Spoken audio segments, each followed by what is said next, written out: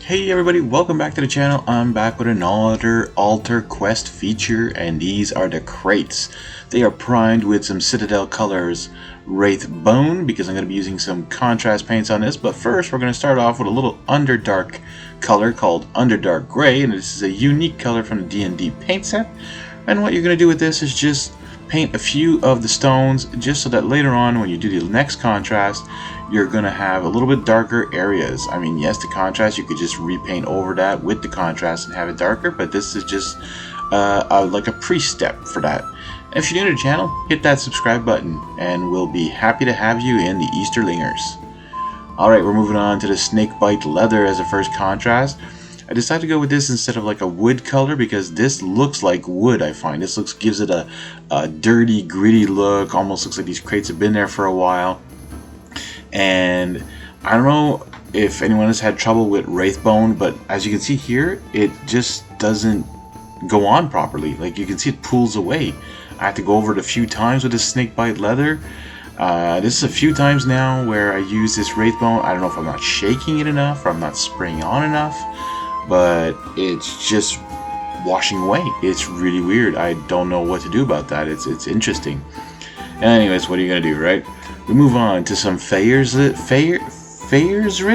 Purple. Or you might want to comment on how you say this down below. Anyways, this is going to do some of the bottles. As you can see, this part I did not like. I should have maybe used some darker colors. And then I used jungle green, which is definitely not like dark at all. It's more bright. But these bottles, there's not enough details. Like in the artwork, they're like really big and popping out of this can, like this crate, and you're able to get a lot more details and stuff. This one I was like, okay, well, I'll paint some parts here blue, and now I'm using electric blue, some parts purple, green. In the end, it kind of looks like Zorbies actually. But something I did off camera after I was done all these up here, and I forgot to record it, was use some of the effects paint, which is a gloss varnish, just to make them look shiny, but they look even more like Zorbies.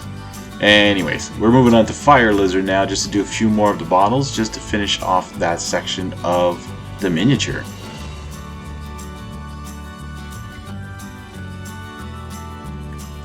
Now we're literally going to finish off this miniature by doing the entire base with Basilicanum Gray. And this is going to cover all those stones, and as you can see, as you go over the ones that I painted with the Underdark Gray, it does give it a little bit more of a darker effect to it.